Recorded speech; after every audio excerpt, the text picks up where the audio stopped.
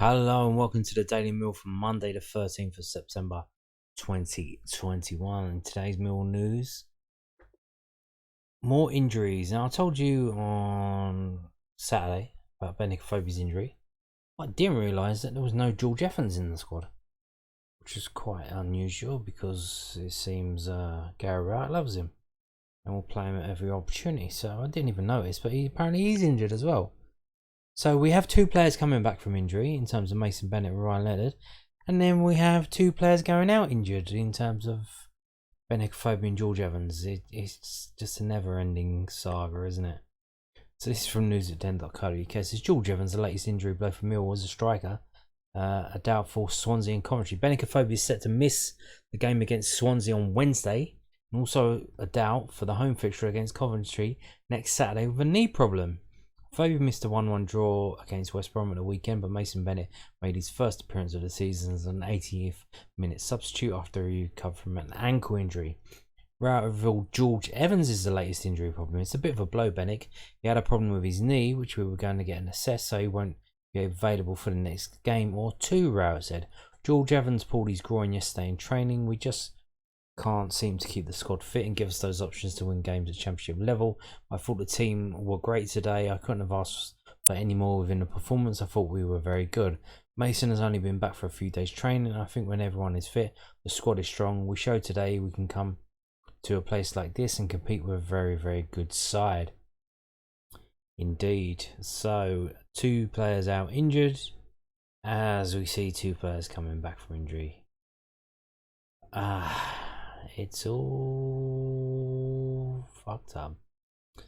Now, there was an under 23 game today, and it was not a good result. So this was against Coventry City away, and as you can see, this is from millwallfc.co.uk. And Young Lions defeated by Sky Blues, defeat for Kevin Nugent's side. And not surprising when the best players for the under 23s are out on loan. Sean O'Brien's out on loan at Bromley. Dan Moss is out on loan at Yeovil. And Dan Moss is doing very, very well. Getting Yeovil up to 6th in the league, so not bad. So Millwall's under 23s were defeated 4-1 by Coventry City in the Professional Development League on Monday afternoon. All those Coventry players secured all 3 points for the Sky Blues, with Alfie Allen's goal in 76 minutes acting as no more than a consolation for Kevin Nugent's side. New signing Seb Droz played 45 minutes at the Allen Higgs Centre. So they've just got the squad and the subs. They don't have the actual... So they've told you that Droz come on as a substitute in the start of the second half. But they don't really say if any other substitutes took place, although I think the game was live tweeted. So there's a few names there and don't really recognise. Garande, never heard of him. But we've got Wright, Walker, Tenzia, Garande, Coley, Toboloj, Davis, Allen, Briscoe, Leahy. Which one is it? Tom or Jack? Jack? I assume it's Tom. I think Jack's a couple of years younger. He's still in the 18s, I'm not too sure. Boateng. So subs were Drozd, Gilmore, Adam Malachi, SA and Cotton. So, but when the best players are out on loan, it's not surprising that they get beat quite heavily. But I'm not being funny, but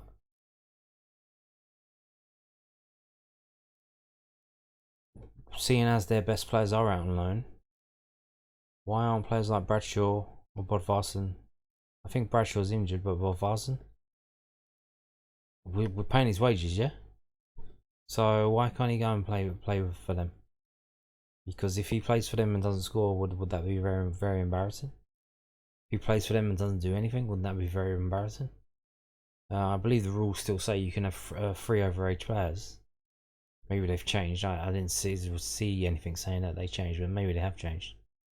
I don't think so, because Hull City the other week put out overage players against us. So why can't What do Arsenal play? Why can't PS play? Why can't the players who aren't playing in the first team play for the under 23s? Well, the players come back from injury. Can't they have a little run out?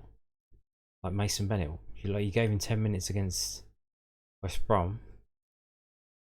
You can't give him some minutes in an under 23 game?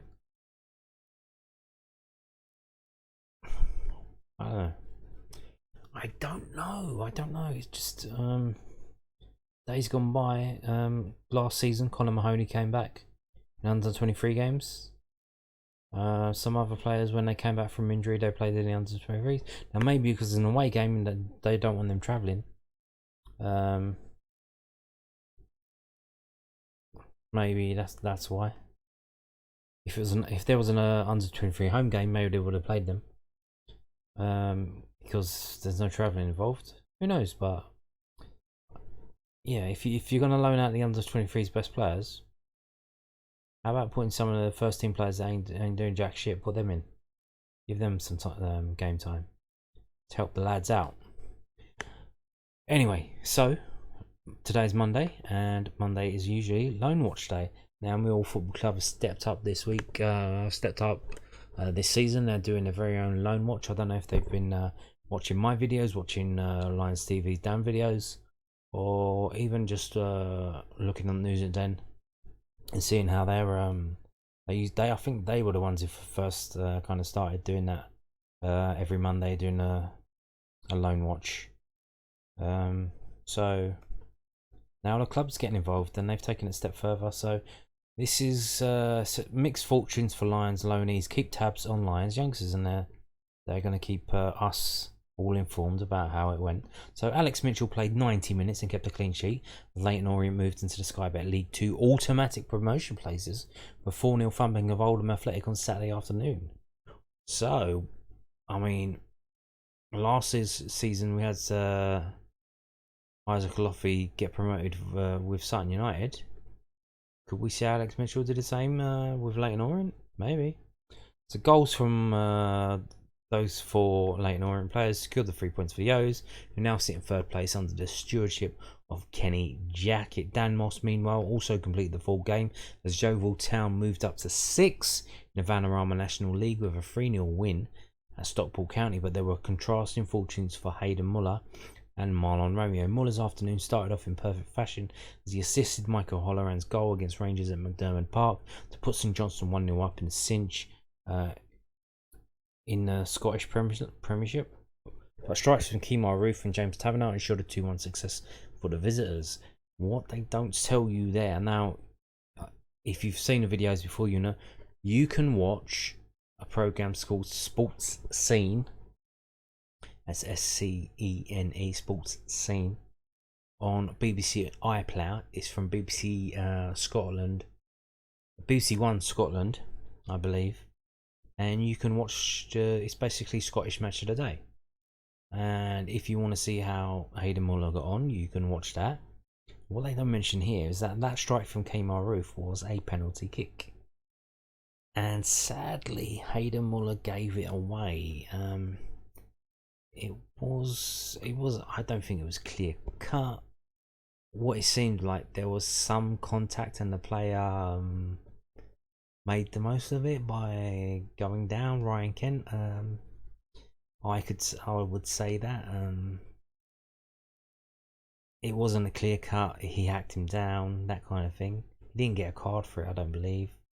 But yeah, so Hayden Muller, and I'm going to show you the stats in a second for Hayden Muller, and that the stats website didn't give him the assist, but he did kind of set up the goal with a long through ball, and because Rangers were playing way high up the pitch, and Hayden Muller just massive, must have been like 50 yards at least, long through ball, not too high, short and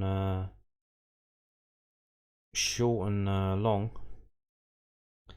and set the lad away, and he had to do a bit of work, so maybe that's why they didn't give him the assist. But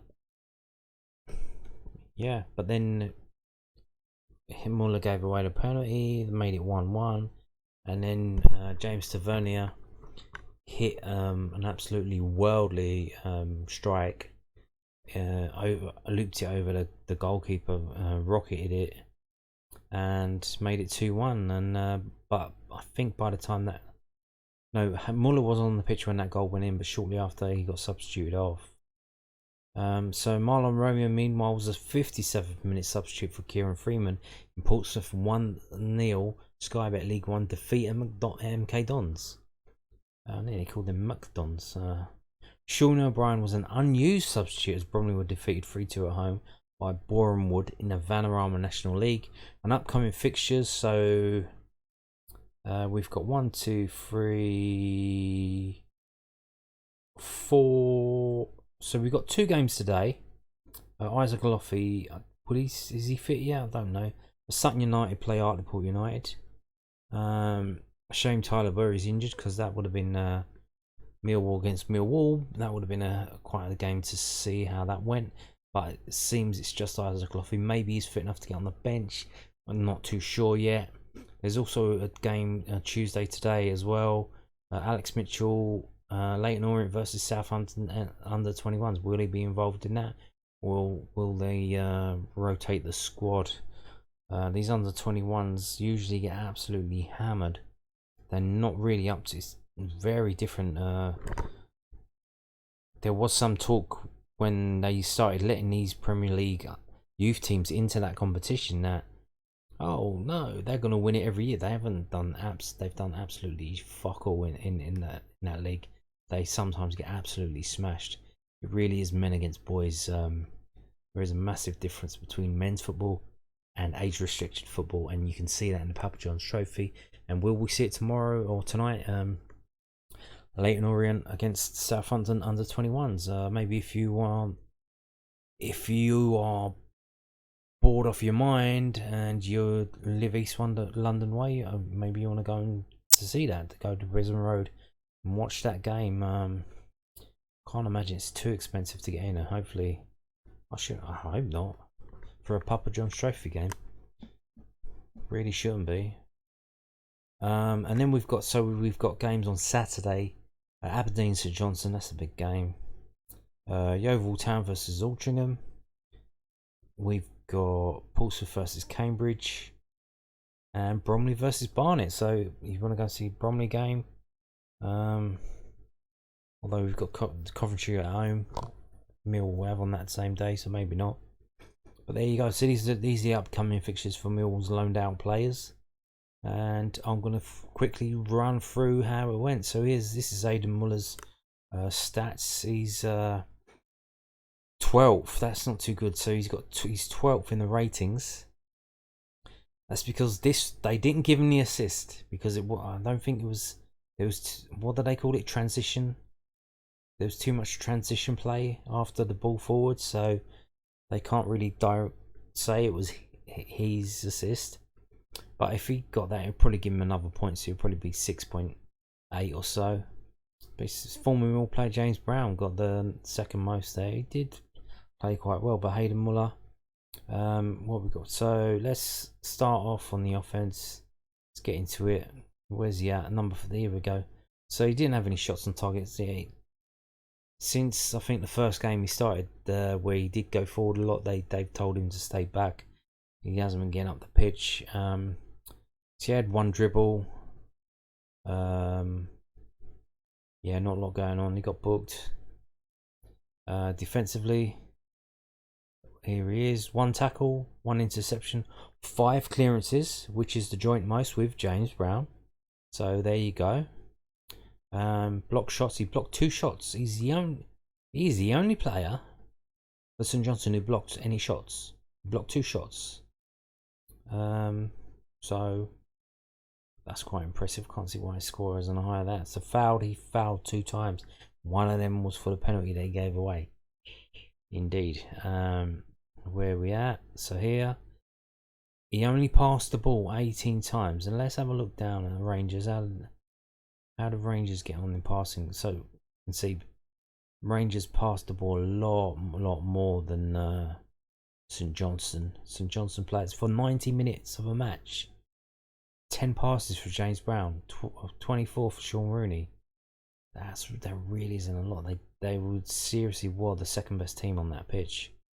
So Aidan Muller, 18 passes, 33.3% accuracy. Not too good there. Not too good, but I imagine that's because he was doing the long balls. And yes, here we go. Have a look. 7 long balls, 0 of them were accurate. Now that's kind of, like I said, this is where the stats mess you up, because if you watch the game, if you watch it on Sports Scene, you watch the highlights, you see it, you can see he played a long ball beautifully, perfectly behind the Rangers defence, high pressing defensive line. So it wasn't technically an accurate long ball because it didn't go to a St Johnstone player, but it did what it needed to do by going behind the Rangers defence for the St Johnstone player to run onto. So that's where the stats they don't tell the full story.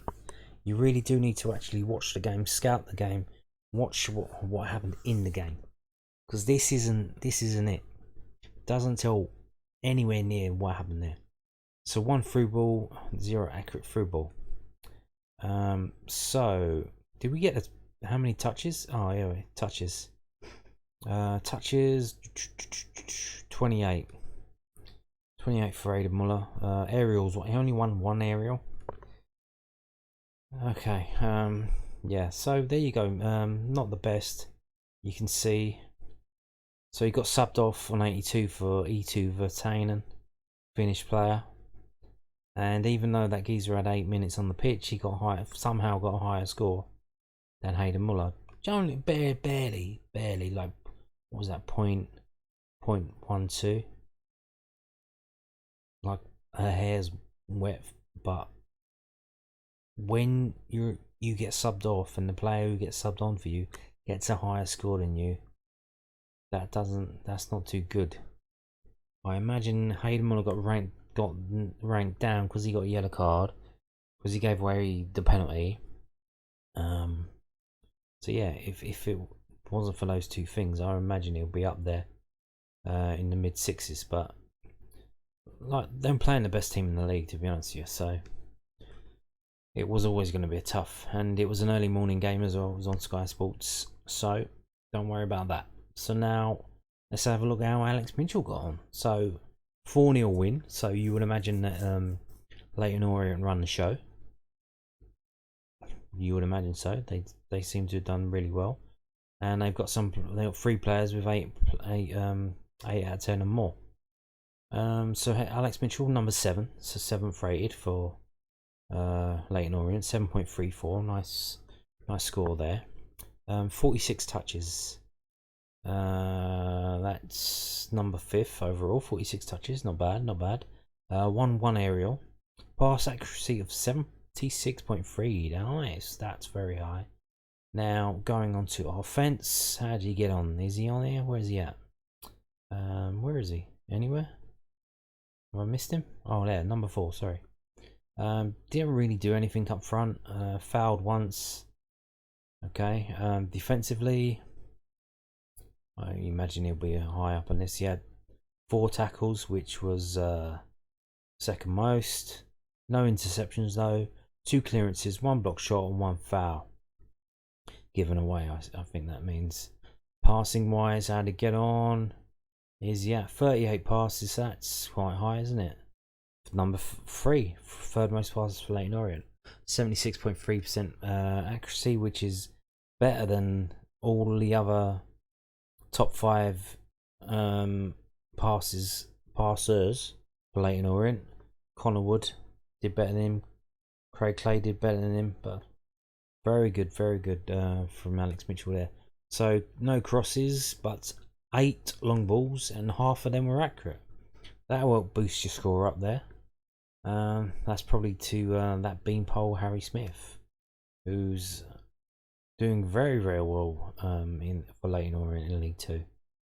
Good to see that he's overcome what happened when he was with us, and he's sorting himself out and getting on with it. Nice to see. So there you go. That's from from two young players on loan, how they got on.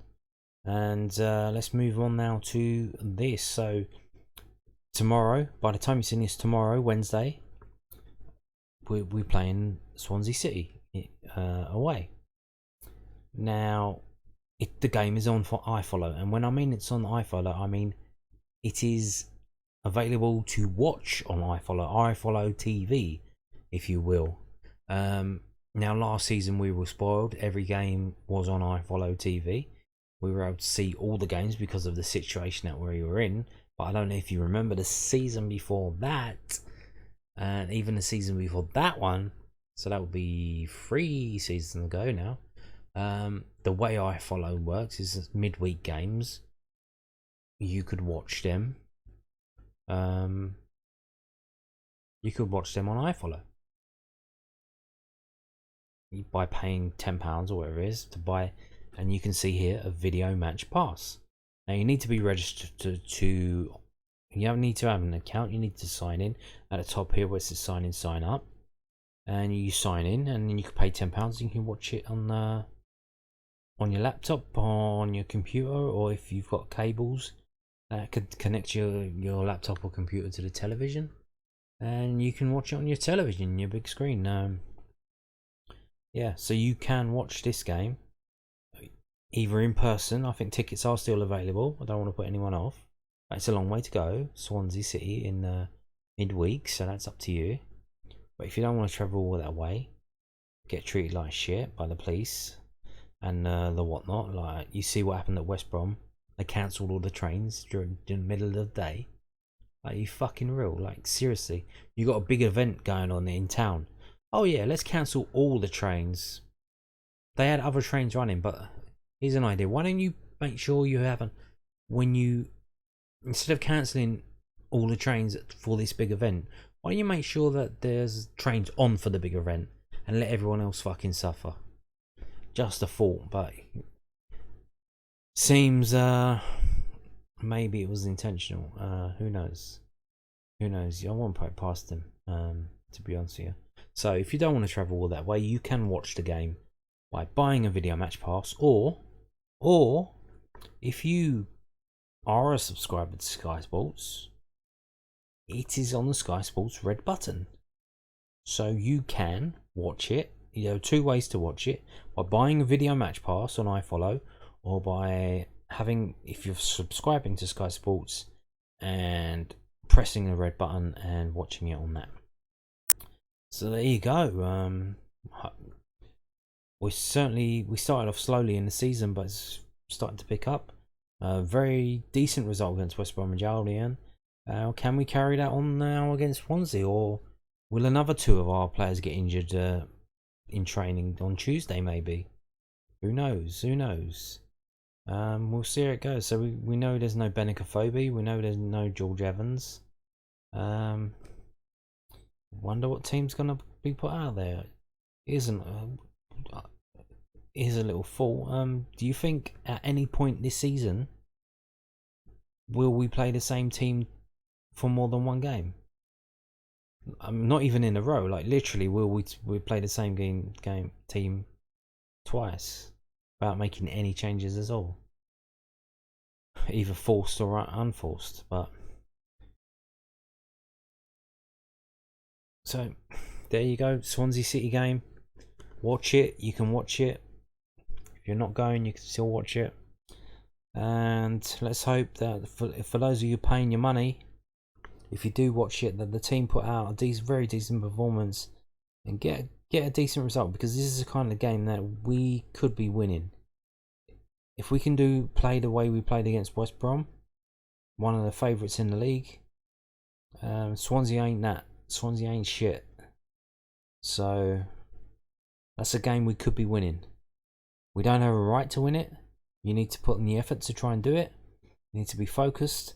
But it is a game that we can win.